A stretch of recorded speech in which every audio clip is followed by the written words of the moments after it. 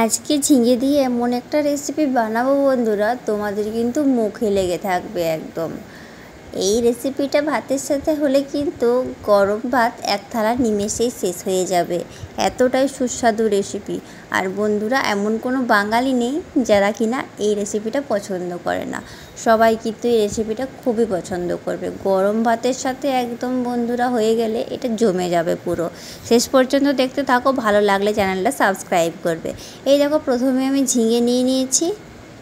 ঝিঙেটা এইরকম টুকরো টুকরো করে কেটে নিয়েছি, সাথে কিছুগুলো আলু আমি কেটে ধুয়ে নিয়েছি ভালো করে।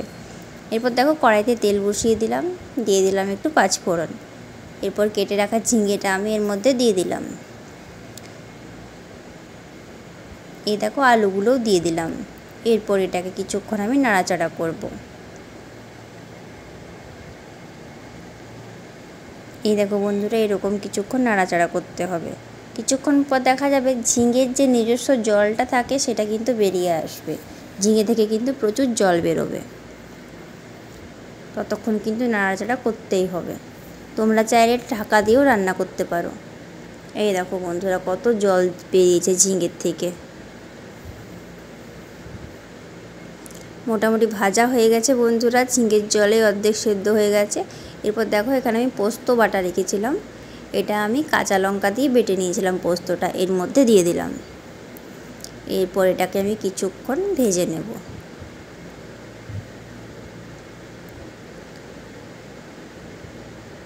এই দেখো বন্ধুরা, তবুও কিন্তু জল বেরোচ্ছে। তখন দিয়ে দেবো টমেটো,